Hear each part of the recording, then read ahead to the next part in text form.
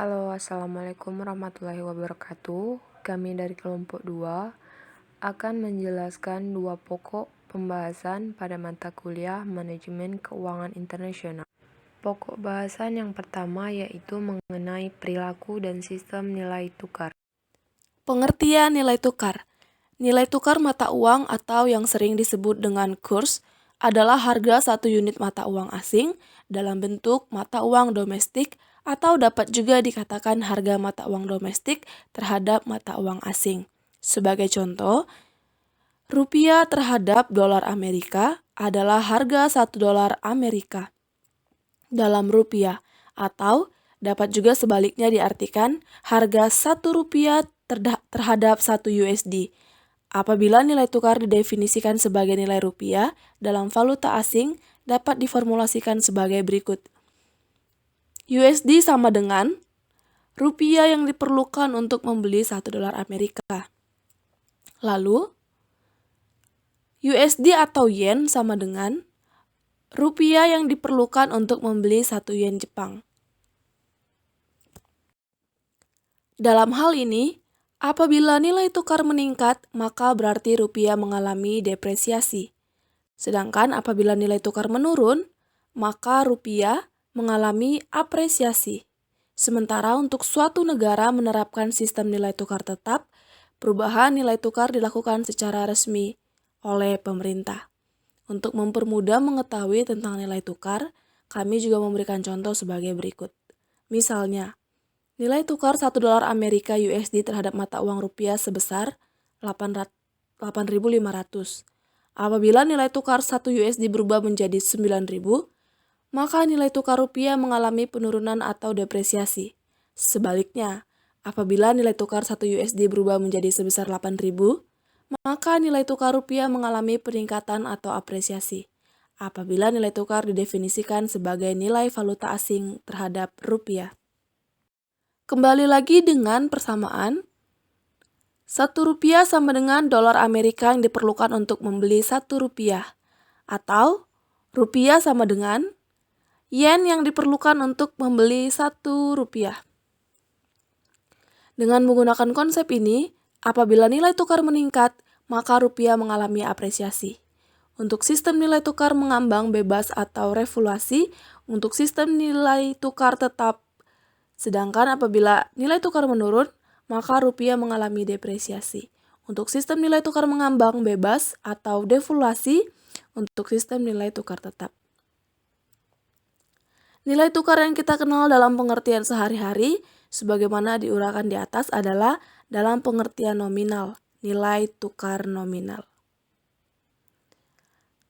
Lalu, nilai tukar real tersebut dapat dihitung dengan menggunakan rumus sederhana sebagai berikut. Q sama dengan SP per P kuadrat. Apakah artinya? Di mana Q adalah nilai tukar real, S adalah nilai tukar nominal, P adalah tingkat harga di dalam negeri, dan P kuadrat adalah tingkat harga di luar negeri. Formula ini dapat digunakan untuk menghitung nilai real bilateral dari dua negara.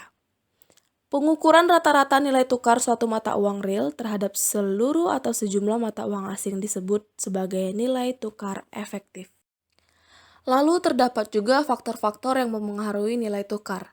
Apakah itu? Dalam sistem nilai tukar tetap, mata uang lokal ditetapkan secara tetap terhadap mata uang asing. Sementara dalam sistem nilai tukar mengambang, nilai tukar atau kurs dapat berubah-ubah setiap saat, tergantung pada jumlah penawaran dan permintaan valuta asing relatif terhadap mata uang domestik. Sementara itu, jika penawaran valuta asing meningkat relatif terhadap mata uang domestik, maka nilai tukar mata uang domestik meningkat. Sebaliknya, jika penawaran menurun, maka nilai tukar mata uang pun menurun. Dan dilihat dari faktor-faktor yang mempengaruhinya, terdapat dua faktor utama yang mempengaruhi permintaan valuta asing. Yang pertama adalah faktor pembayaran impor. Semakin tinggi impor barang dan jasa, maka semakin besar permintaan terhadap valuta asing, sehingga nilai tukar akan cenderung melemah.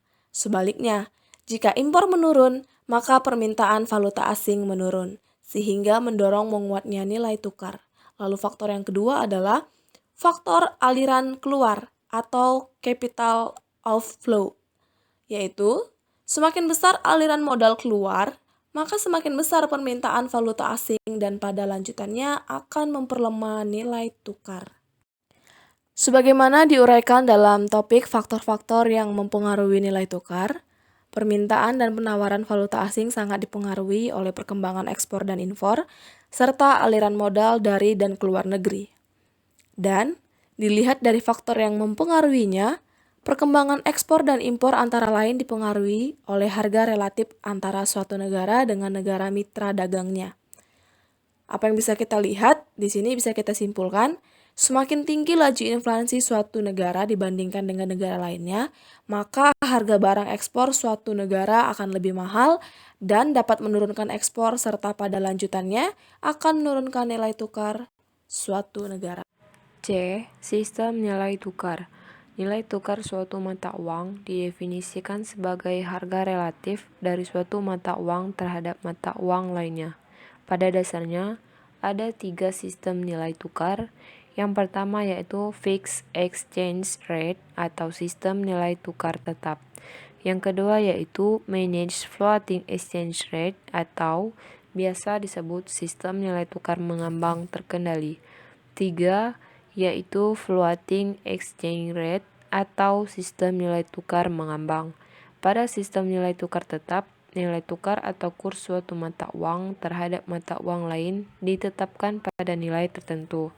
Seperti contoh, nilai tukar rupiah terhadap mata uang dolar Amerika dipatok Rp8.000 per dolar. Nilai tukar ini, bank sentral akan siap untuk menjual atau membeli kebutuhan devisa untuk mempertahankan nilai tukar yang ditetapkan. Apabila nilai tukar tersebut tidak lagi dapat dipertahankan, bank sentral dapat melakukan deviasi ataupun revaluasi atas nilai tukar yang ditetapkan. Pada sistem nilai tukar mengambang, nilai tukar dibiarkan bergerak sesuai dengan kekuatan permintaan dan penawaran yang terjadi di pasar. Dengan demikian, nilai tukar akan menguat apabila terjadi kelebihan penawaran valuta asing dan sebaliknya. Nilai tukar mata uang domestik akan melemah apabila terjadi kelebihan permintaan valuta asing. Bank sentral dapat saja melakukan intervensi di pasar valuta asing, yaitu dengan menjual devisa dalam hal terjadi kekurangan pasokan atau membeli devisa apabila terjadi kelebihan penawaran untuk menghindari gejolak nilai tukar yang berlebihan di pasar. Akan tetapi, intervensi dimaksud tidak diarahkan untuk mencapai target tingkat nilai tukar tertentu atau dalam kisaran tertentu. Sistem nilai tukar mengambang terkendali merupakan sistem yang berada di antara kedua sistem nilai tukar di atas. Dalam sistem nilai tukar ini, bank sentral menetapkan batasan suatu kisaran tertentu dari pergerakan nilai tukar yang disebut intervention band atau batas pita intervensi. Nilai tukar akan ditentukan sesuai dengan mekanisme pasar sepanjang berada di dalam batas kisaran pita intervensi tersebut.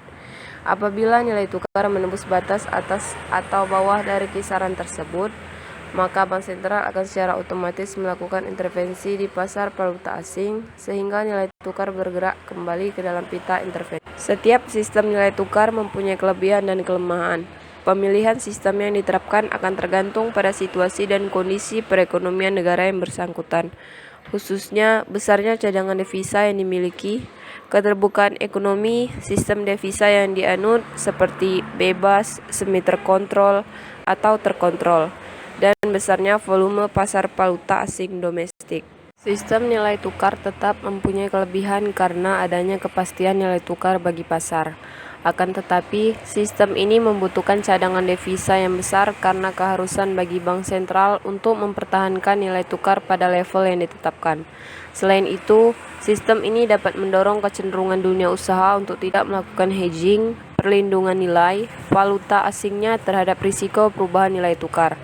Sistem ini umumnya diterapkan di negara yang mempunyai cadangan devisa besar, dengan sistem devisa yang masih relatif terkontrol. Sistem nilai tukar mengambang mempunyai kelebihan dengan tidak perlunya cadangan devisa yang besar, karena bank sentral tidak harus mempertahankan nilai tukar pada suatu level tertentu. Akan tetapi, nilai tukar yang terlalu berfluktuasi dapat menambah ketidakpastian bagi dunia usaha. Sistem ini umumnya diterapkan di negara yang mempunyai cadangan devisa relatif kecil, sementara sistem devisa yang dianut cenderung bebas. Pergerakan nilai tukar di pasar dipengaruhi oleh faktor fundamental dan non-fundamental. Faktor fundamental tercermin dari variabel-variabel ekonomi makro, seperti pertumbuhan ekonomi, laju inflasi, dan perkembangan ekspor-impor. Sementara itu, faktor non-fundamental antara lain seperti sentimen pasar terhadap perkembangan sosial politik, faktor psikologi para pelaku pasar dalam memperhitungkan informasi, rumor, atau perkembangan lain dalam menentukan nilai tukar sehari-hari. D. Kebijakan dan sistem nilai tukar di dunia. Pada umumnya, kebijakan nilai tukar suatu negara diarahkan untuk mendukung neraca pembayaran atau membantu efektivitas kebijakan moneter. Penetapan nilai tukar yang overvalue dapat mengakibatkan harga barang-barang ekspor menjadi lebih mahal di luar negeri, dan barang-barang impor menjadi lebih murah dan akhirnya neraca perdagangan menjadi memburuk. Dalam kaitannya dengan kebijakan moneter, depresiasi nilai tukar yang berlebihan dapat mengakibatkan tingginya laju inflasi sehingga dapat mengganggu tujuan akhir kebijakan moneter untuk memelihara stabilitas harga. Sehubungan dengan hal tersebut, maka kebijakan nilai tukar yang tepat merupakan salah satu faktor yang menentukan keberhasilan pembangunan suatu negara. Gordon 2002 mengklasifikasikan sistem nilai tukar ke dalam 3 kelompok, yaitu pertama, sistem nilai tukar tetap murni atau absolute fixed rate regime. 2. Sistem nilai tukar mengembang murni atau biasa disebut pure floating regime. 3. Sistem nilai tukar tetap tetapi dapat disesuaikan atau biasa disebut fixed but adjustable rate, yang merupakan kombinasi sistem nilai tukar tetap dan mengembang. Pada umumnya, terdapat 2 alasan utama suatu negara menerapkan sistem nilai tukar dengan target zone ini. Pertama, penggunaan sistem ini dapat menghindarkan nilai tukar menjadi overshooting atau perilaku tidak rasional dari peserta di pasar valuta asing. Kedua, komitmen bank sentral dapat mempengaruhi perilaku pasar ke arah yang lebih positif. Namun, rendahnya komitmen atau sedikitnya cadangan devisa bank sentral atau pemerintah untuk mempertahankan sistem ini dapat mendorong terjadinya speculative attack terhadap sistem ini sebagaimana terjadi di Indonesia pada tahun 1997 dan negara-negara Amerika Latin di tahun 1980-an dan 1990-an. Pokok bahasan kedua yaitu tentang instrumen derivatif valuta asing. Pengertian instrumen derivatif. Instrumen derivatif merupakan kontrak perjanjian antara dua pihak untuk menjual dan membeli sejumlah barang, baik komoditas maupun sekuritas, pada tanggal tertentu di masa yang akan datang dengan harga yang telah disepakati pada saat ini. Dalam pengertian yang lebih khusus, instrumen derivatif merupakan kontrak finansial antara dua atau lebih pihak-pihak guna memenuhi janji untuk membeli atau menjual assets atau commodities yang dijadikan sebagai objek yang diperdagangkan pada waktu dan harga yang merupakan kesepakatan bersama antara pihak penjual dan pihak pembeli. Adapun nilai di masa mendatang dari objek yang diperdagangkan tersebut sangat dipengaruhi oleh instrumen induknya yang ada di spot market. Derivatif yang terdapat di bursa efek adalah derivatif keuangan atau financial derivatif.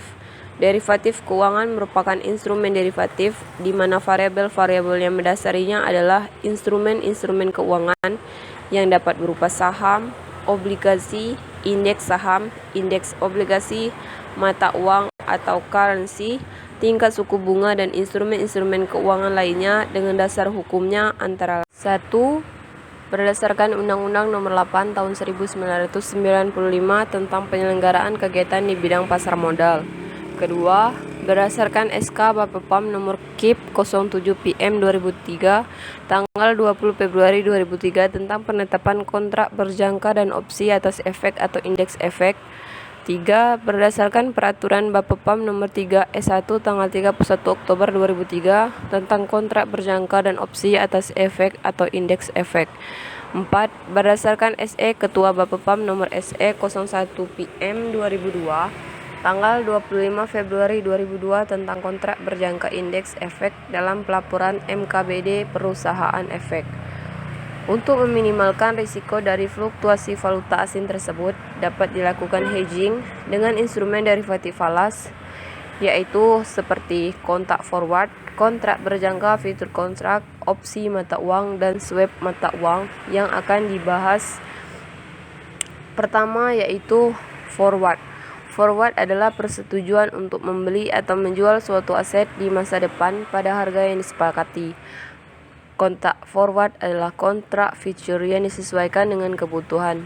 Menurut Hull, tahun 2008 menyatakan kontrak forward hampir sama dengan kontrak futures pada perjanjian untuk membeli atau menjual aset pada waktu tertentu di masa yang akan datang dengan harga tertentu.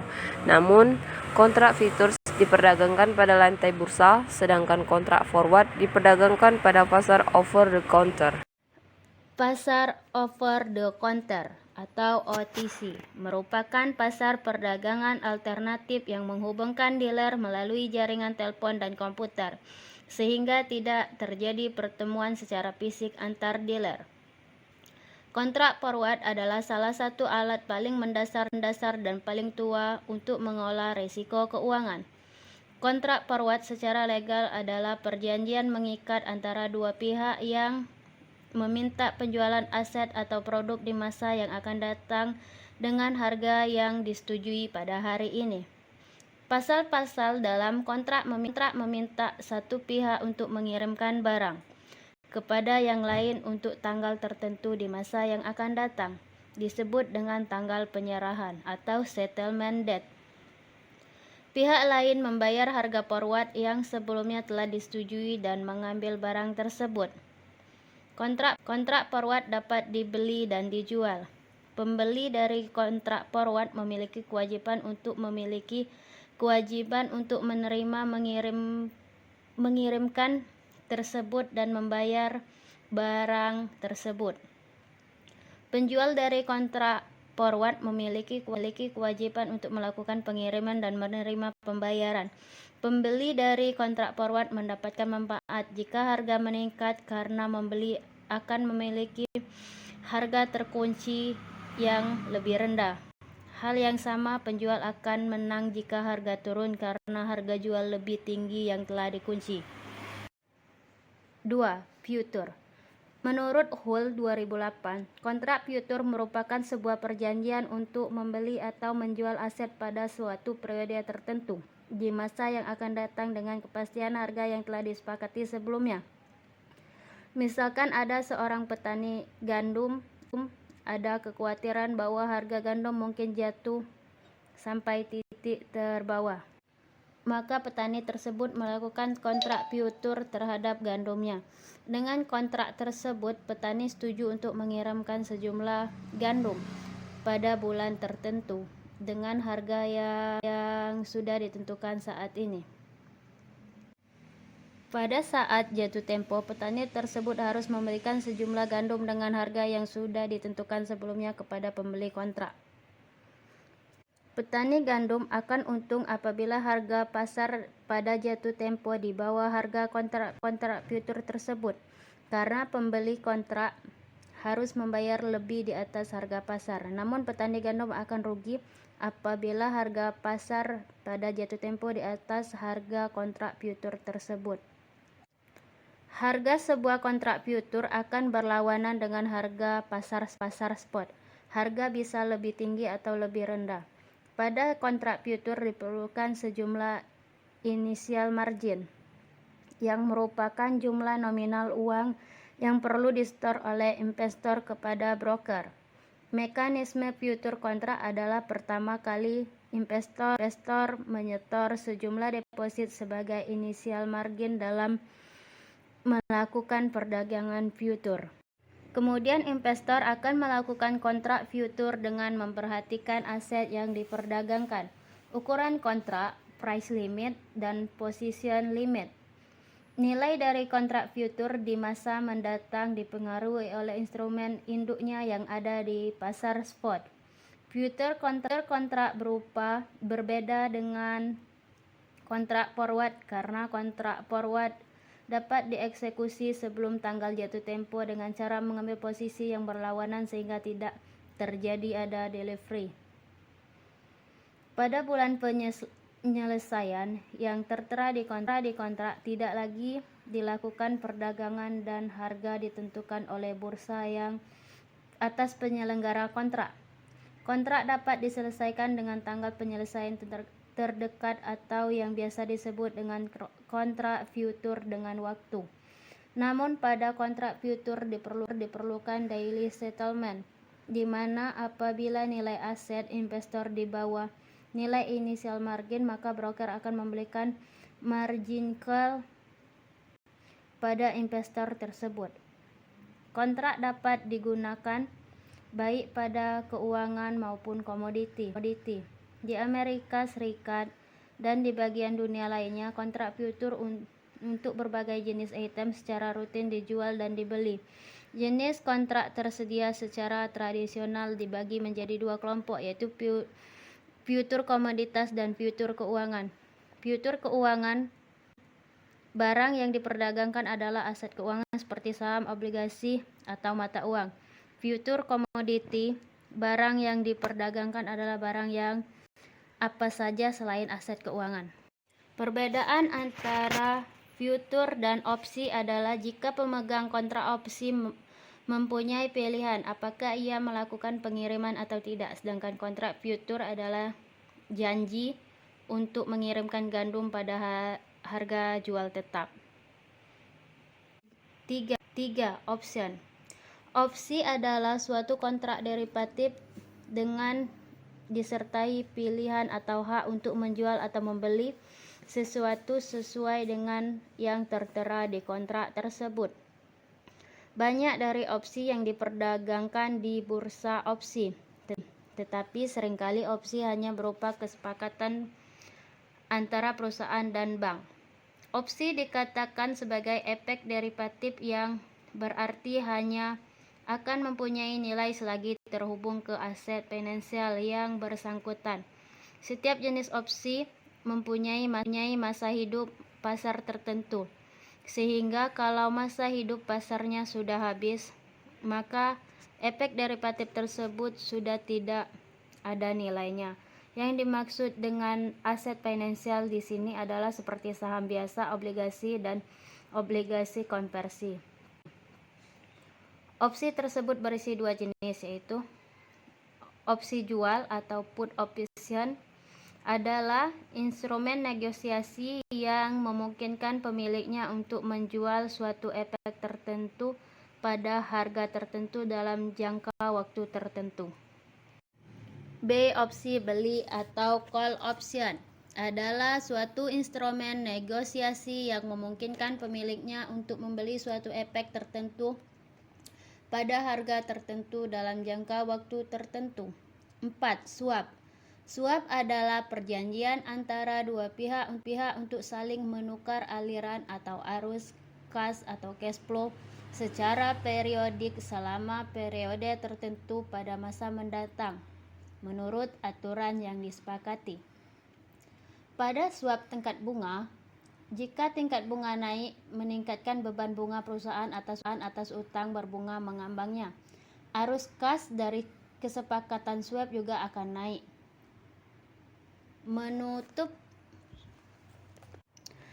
misalkan swap antara A dan B, fixed for floating swap mengharuskan A membayar aliran kas secara periodik berdasarkan suku bunga tetap sebesar 5,5% dari 100 USD kepada B, sedangkan B membayar berdasarkan suku bunga mengambang tertentu kepada A. Selanjutnya, A menerima suku bunga mengambang dan membayar suku bunga tetap.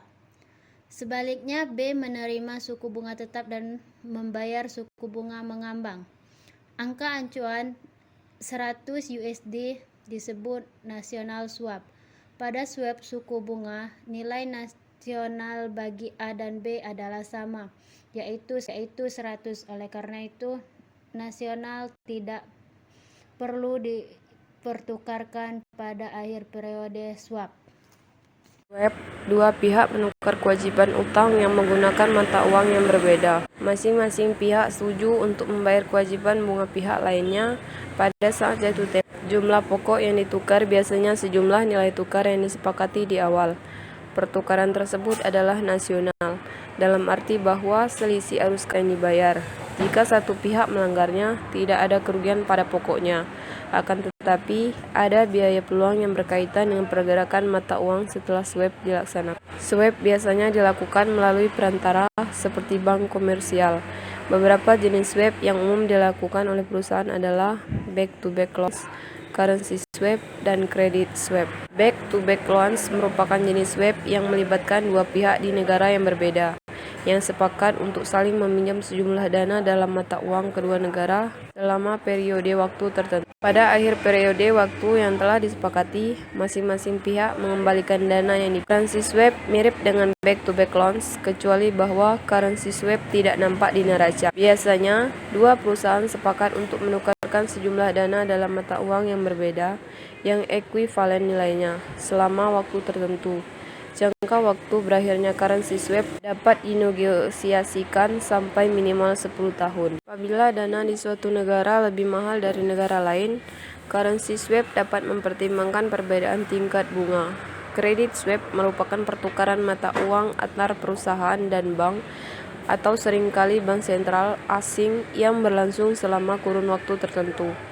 Credit swap sebenarnya telah dipraktekkan antara bank-bank umum dan bank umum dengan bank sentral untuk memenuhi kebutuhan akan valuta asing.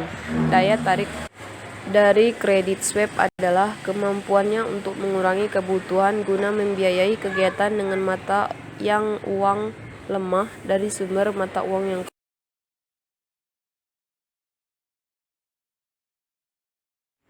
Sekian penjelasan dari kami, semoga bisa membantu kita semua untuk lebih memahami tentang sistem dan perilaku nilai tukar serta instrumen derivatif valuta asing pada manajemen keuangan internasional.